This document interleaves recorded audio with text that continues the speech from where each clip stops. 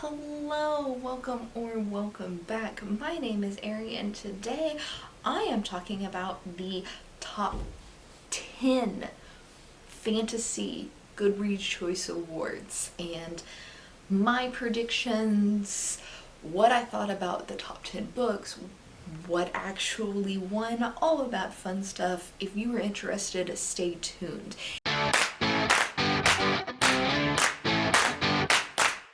If you did not catch yesterday's video, I talked about the bottom 10, so 11 through 20, because I read all 20 of them.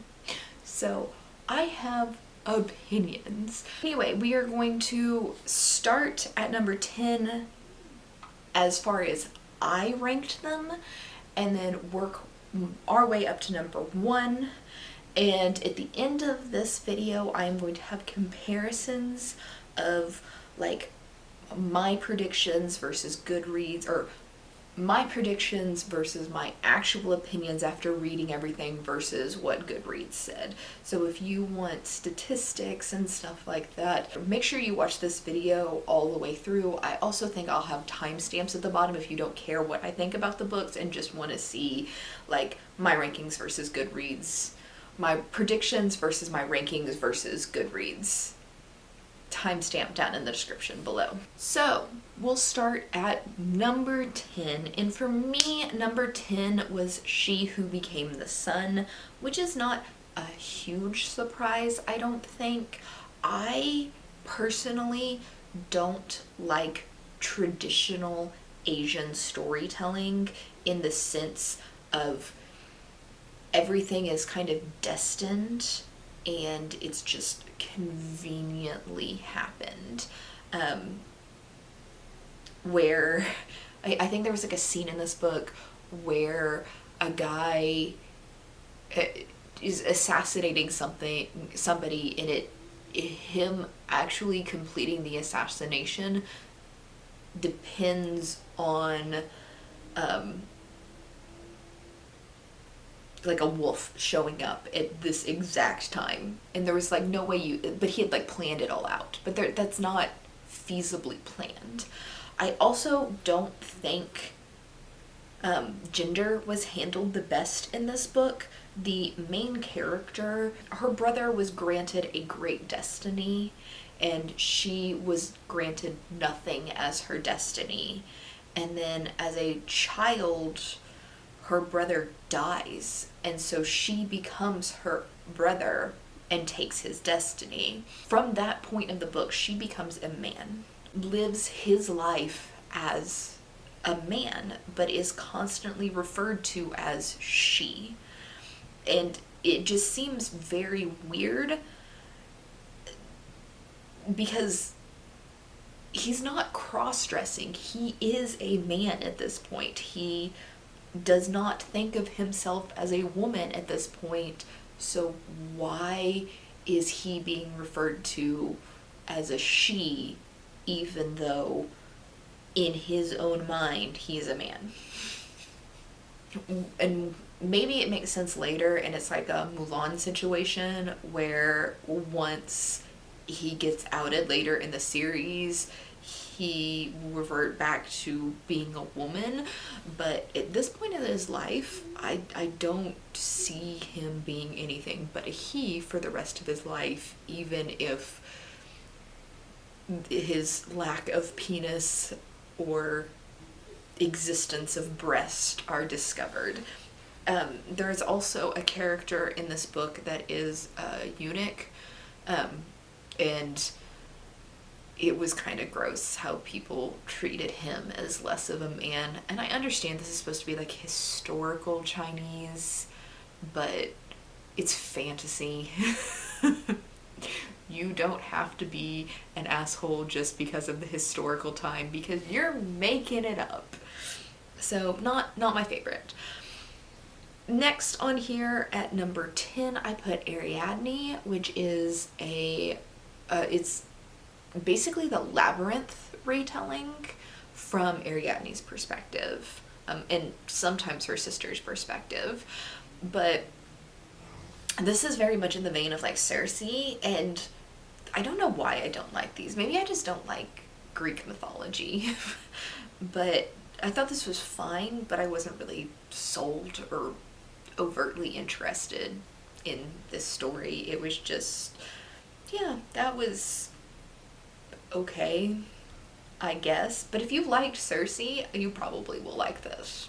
Next up at number 8, I put The Book of Magic, and I'm gonna be a little bit overly honest with you. This is the 4th book in the series, but I didn't read any of the books before them, and there's a reason for that. I think that this can be read as a standalone, and even after reading it, I think it works okay as a standalone, but I do think you probably should have, or I probably should have read Practical Magic, at least, but I've seen the movie Practical Magic, so I had like the basic idea of the story, even if it wasn't perfect.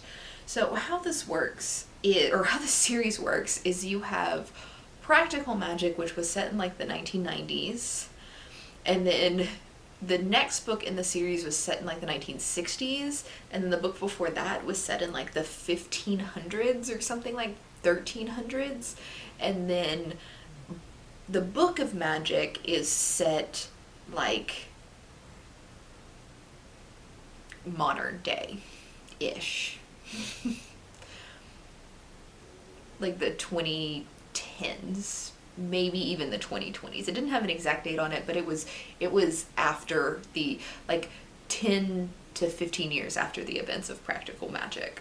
And it's basically, if you're familiar at all with the series, this family has an accidental curse on them from one of their ancestors, who basically, if they fell in love, then the person they fell in love with would die. You're just cursed. That's how the family's cursed. If you fall in love with somebody, the person you're in love with will die. And you can get around this by not falling in love, or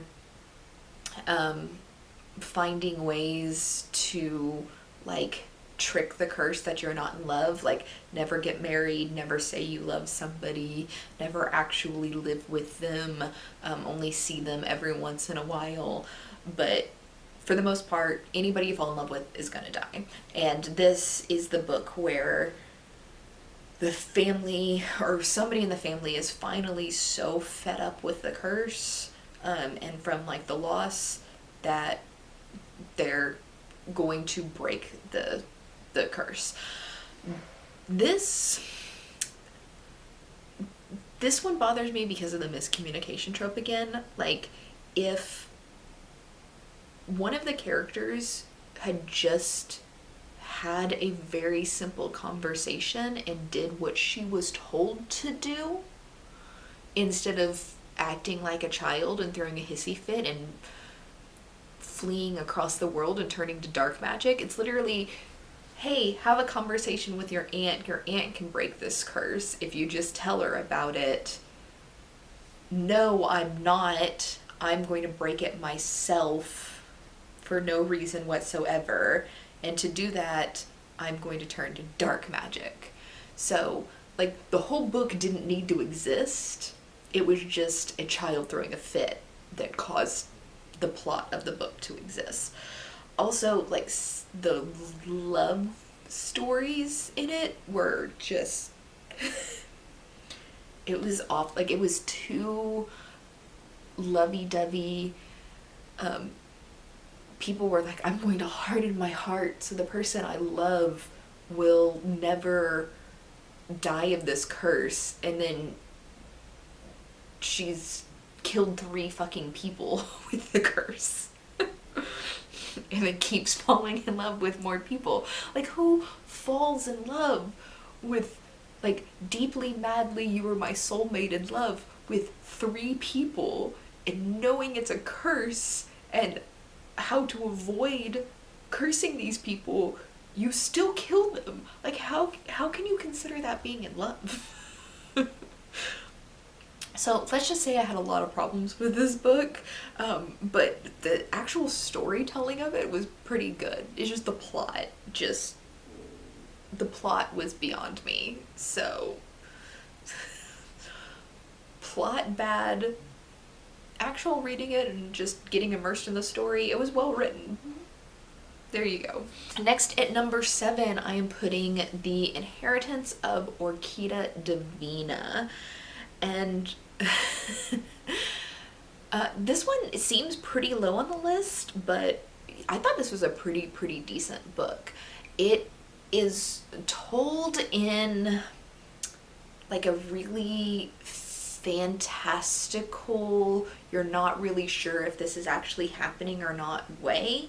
And the only book that I've really read that compares to it would be 100 Years of Solitude.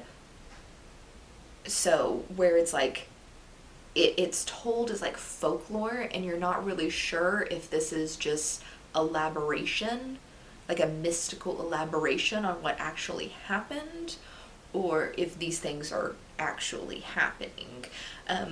But it was good. It wasn't great. It wasn't my favorite. And if that type of storytelling sounds good to you, I would recommend this. If it doesn't, I don't think you're really missing anything by not reading it. But it was different than a lot of the things that I've read this year, and I'm glad that I read it, even if it didn't get any more than 3 stars. Next up, I am putting Shadow of the Gods by John Gwynne. And this one got 3 stars because it's kind of like an introduction to the series, and it's just kind of like building up the characters and building up the world, and not a whole lot happens. So it didn't really like blow me away, but it piqued my interest. And I'm very interested in continuing in this series. This is very much like a Norse-inspired universe where hundreds, I guess, years ago, the gods had a great final battle and they were all killed. And kind of destroyed the world for the most part, but small groups of humanity have survived, and they're trying to make do the best they can. And there's people who are descendant from gods with like superpowers, or not really superpowers, like, but it is kind of like superpowers. They've got like aspects of the god that they are somewhat descended from, and so like you've got like berserkers and witches and things like that.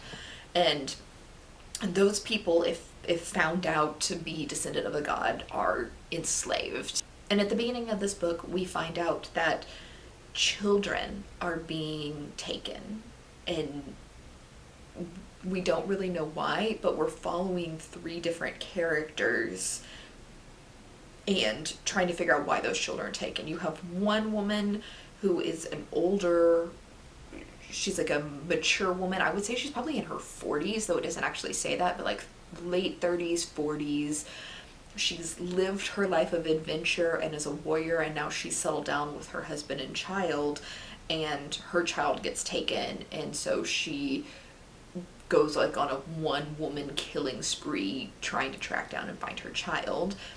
And then you have a guy who was sold with his sister by his family when they were children, and was kind of a, what are those called, where he's enslaved until he pays off his debt, and he has like a deep connection with his sister, and his sister is sold off to somebody else and then killed, and he can feel that she's been killed. And so he escapes his slavery and tries to go hunt down his sister's killer, but he needs a witch's magic to help with that, or to figure out who killed her. And he joins up with a mercenary band in order to find, or to get access to their witch to find out who his sister's killer is.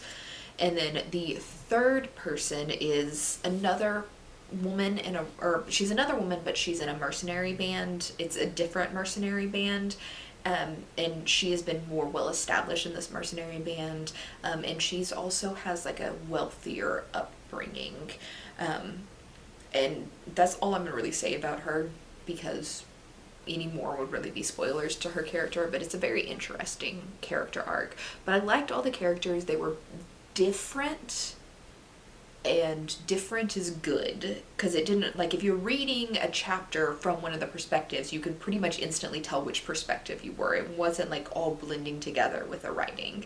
But I very much enjoyed this, and I'm looking forward to other books in this series, because this was really just an introduction and nothing like super interesting or super big happened. Well, something big happened at the end of the book, but it's a cliffhanger. At number 5, I put The Witch's Heart, which is also Norse, I think. This one is more, this is like actual Norse mythology, and it's a retelling in the vein of like Ariadne or Circe, but it's Norse. And this follows a woman who was Loki's baby's mama. But she's like a witch in the Norse pantheon. So you've got like Thor, Odin, a lot of Loki, and this one's just like, if you've ever experienced Norse mythology and like the gender fluidity and the stories there, it's bonkers. But I really, really enjoyed this. I enjoyed the polyamory. I enjoyed how Loki is so gender fluid. Like, Loki turns into a horse and gives birth.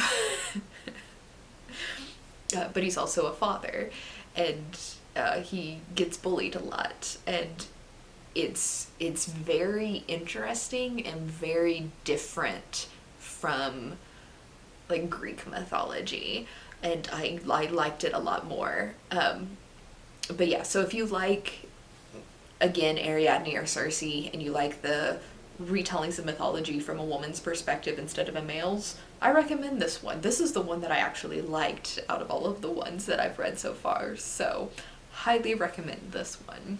From here, I'm going to Under the Whispering Door by TJ Klune at number 4. And yeah, I really, really liked this.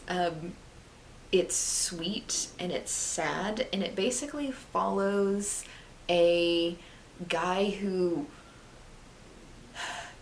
he escorts souls to the afterlife. Like, basically you die, a reaper comes and gets you and takes you to this guy's tea shop, and from there he like counsels you moving into your afterlife and helps you move on, and you can stay as long or as short as you need to. Some people can move on very quickly, some people need a couple of days before they're ready to move on, but this is kind of like a queer romance between a ghost and the guy who runs this tea shop, and it's sweet and adorable and super sad, but I like it.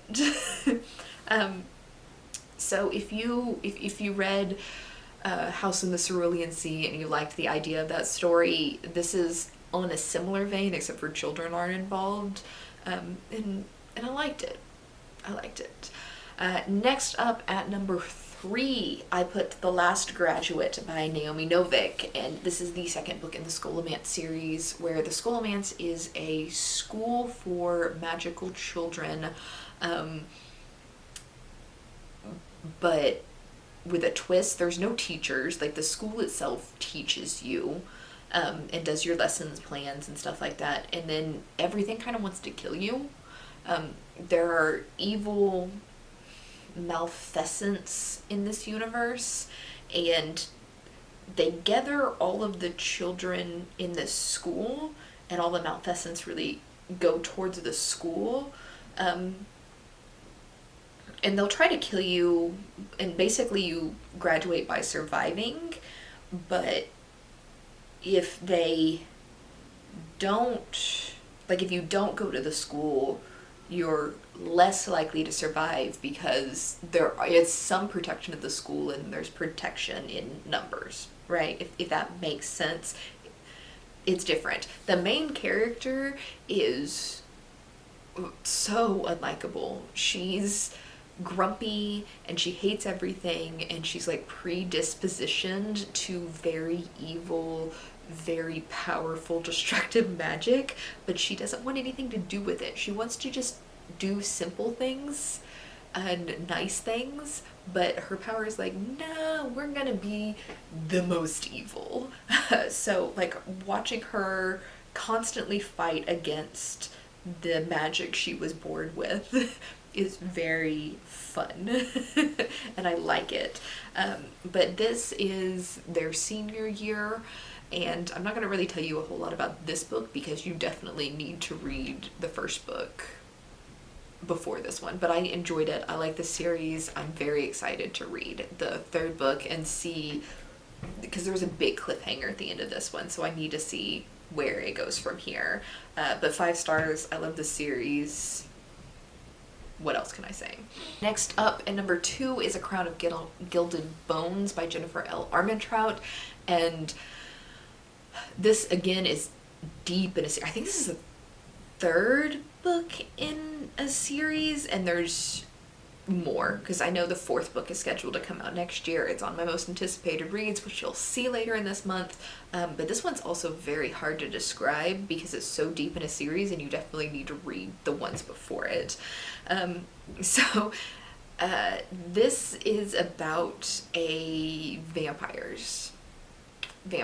There's a girl who is a maiden, and she is raised to be sacrificed, kind of. It doesn't really give you any details on it, but you know that there's something that is happening, that the maiden is needed, and her staying pure is necessary until her ascension day. And in the first book, she's kidnapped by the bad guys, but maybe they're not really bad guys. Maybe the people that she was raised by were bad guys. Things like that. This is fantasy romance. There's a lot of smut. If you like fantasy romance, I recommend this series to you. If you don't like fantasy romance, you probably won't like it. But we're not going to stick on this one long because it's too deep in the series for me to really get into this actual book. And at number 1, interestingly enough, also what I think is actually going to win the category, was A Court of Silver Flames by Sarah J. Maas. Now, this is the 4th book in the ACOTAR series, and I actually had to read the entire ACOTAR series this month, and to get to this one. And the first 4 books in the series follow Feyre, but the first 4 books don't really matter because this book is like doesn't follow Feyre anymore. This follows Feyre's sister, Nesta, and Cassian, and it is their love story. And Nesta is a very unlikable character. She is haughty and bitchy and aloof, and just her defense mechanism is really just to know what will hurt your feelings the most and then say it to your face so you stay away from her. So either she can't hurt you or you can't hurt her more. And she's very much in the mindset of she doesn't deserve love, so she's going to do everything to push love away. My absolute favorite character in the series, since we met her at the beginning of it, I loved this love story. There were so many opportunities for miscommunication that just didn't exist, and I loved it. It's great. The only thing I didn't like about this was a side plot with Feyre, and it was the stupidest thing ever. And I hated that side plot, but it was such a small part of the book that it didn't overall end up ruining my love for Nesta and for the Nesta and Cassian ship that's going on in my heart of hearts. I hope that how this continues is each book is going to be like from the perspective of a different couple, and we'll see like Az and Elaine and more, and all of them have their own little romances, and that's what I hope happens. Crossing fingers. But yes, I love this. I know it's going to win because it's Sarah J. Maas, but I also think it deserves to win. Honestly, I would have put Sorrowland #1 if I was going through all 20 of them, because I did like, I think objectively Sorrowland is a better book, but because Sorrowland didn't even make it in the top 10, I don't have the opportunity to put it at #1. So that is my thoughts on the top 10 books, and let's jump into what my predictions were, what my actual thoughts were once I finished reading all the books, and then what Goodreads voters thought, and see if I get anything the same at all. Did I get anything right? Let's find out. Hello, don't mind this sexy look right now. I just got out of the shower, but I did want to put a graphic right here showing that I did indeed read all of the Goodreads choice books. All of these are marked as read. I don't know why I would lie about that, but it looks really cool to show it to you. So from here, I'm gonna go into graphics, and you'll just hear a voiceover because you don't need to see this. But the first graphic that I'm showing you right now is my top 10 based off of Goodreads top 10, like just knowing which ones were the top 10. This is how I would rank it. The ones in the foreground are my top 10, and the ones in the background are Goodreads top 10. This next slide you're seeing is my predictions. This is initially before I finished reading all the books, what I guessed I would list the top 20 in. And then from here, I've got my actual results and how far off they were from predictions. As you can see, 3 of them I actually predicted correctly. And interestingly enough, the #1 prediction and the very last prediction, I predicted spot on. Other than that, Malice is the one that I was off on by the most. I thought it would be fairly high rated for me, and it ended up being very, very low rated for me. As far as moving up the most, I think that's For the Wolf, and it moved up 7 places from where I predicted it would be. But for the most part, I did decently with my predictions, with only like a handful that were like, oh, well, that's off. I forgot to film an outro. Hit like and subscribe. I'll see you tomorrow.